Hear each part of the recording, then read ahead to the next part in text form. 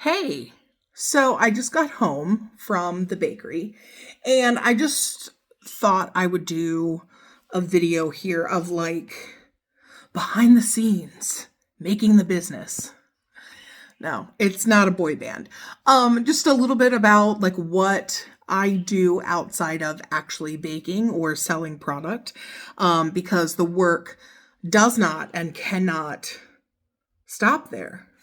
So I'm just logging into my computer. So something that I do, and I do this in the morning at the bakery as well, is I'll check emails. And some of them require like more thought or work into them that like I can't answer them right away. Okay. So like maybe they need a quote or it's someone wanting to partner for something and I can't always like make that decision right then at work.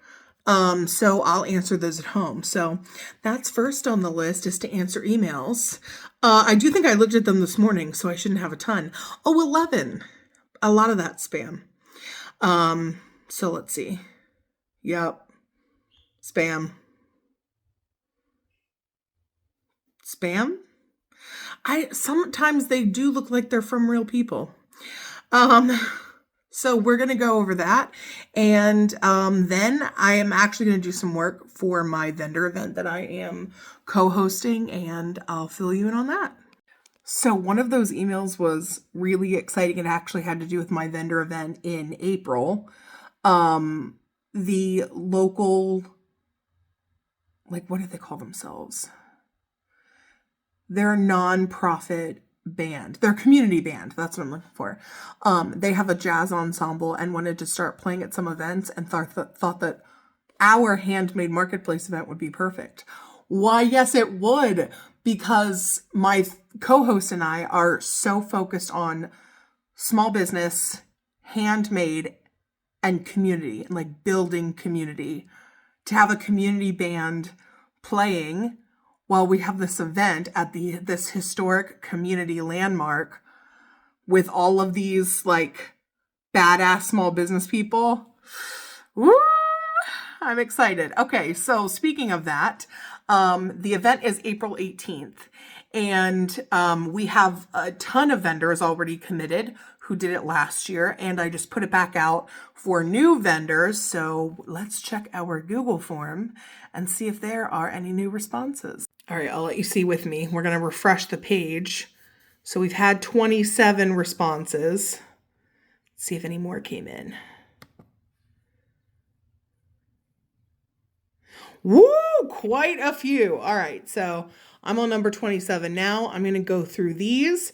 Any one of these that comes in that doubles up with something I already have, I automatically send them a like thank you email, but we can't accept you this time because we're really trying to not overlap too much on the goods that are made.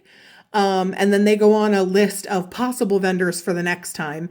And anyone who has something new to us that we would like to add will go on our contact list and get an acceptance letter. So I'm going to go through and do those now.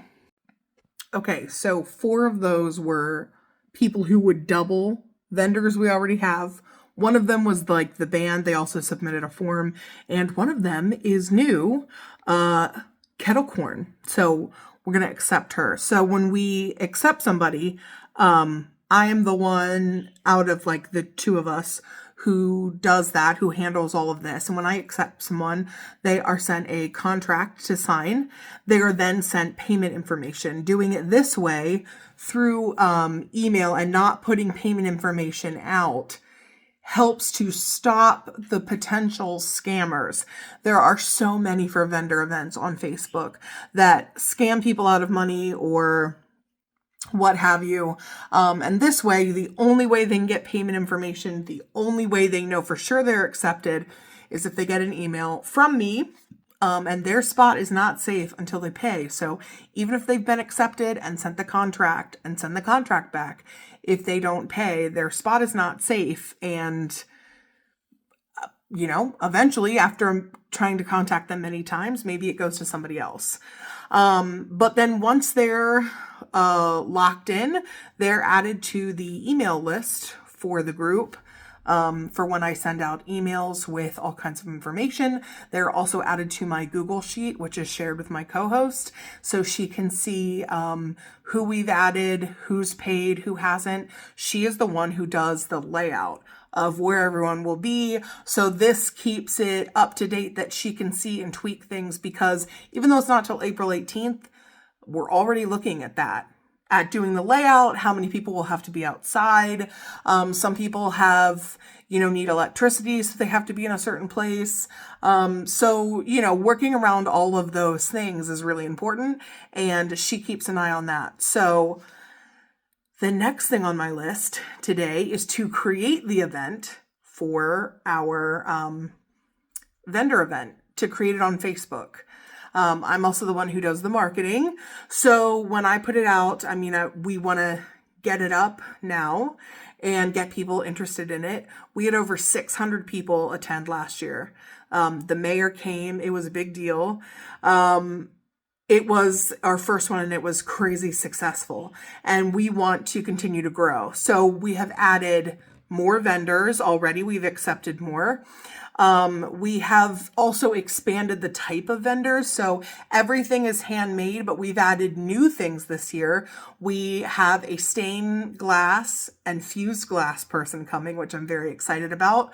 We have a custom press-on nail person coming. So it'll be all sets that she has designed and done by hand. We're very excited to welcome her. We have a new style of jewelry person that we're adding. So we have like 3 or 4 jewelry vendors, but they all do something very specific in jewelry that don't really overlap with each other. So we've really great offering there. And we've added apparel. So like a hat person where you get to make your own hat. Like she has the hats, you pick out the style that you want. Then you pick out the patches and all the things on it, and she makes it for you while you're there. And then we also have like a t-shirt person. She does t-shirts and shorts and hoodies and stuff like that. So we've really expanded the type of things we will have in addition to going up in number. So I want to get it out there on Facebook and start advertising. Every single business and food truck gets featured on the event. Now, I won't start doing that until we get a bit closer, until we get to like April. But everyone will get featured. Everyone will talk about what they have, what specials they might have. We're going to put pictures of their work up. So not only are people like seeing the names, because of course they get tagged, but they're also like getting excited, and it ramps up our algorithm as well. I'll also boost and promote, but I'll probably do another whole video on that. So let's create the bare bones of the event, and then we'll start adding stuff to it. Okay, so the event has been created. So now what I need to do is invite my co-host, her business, so that she can co-host the event on Facebook with me. And now for my business page, I need to go and like all of our new vendors, like all of their pages from my business page, so that when it comes time, I can tag them in all of the information going on. And at the same time, my husband's getting home. But also I am texting with my co-host right now. Her name is Renita, about getting together with the mayor.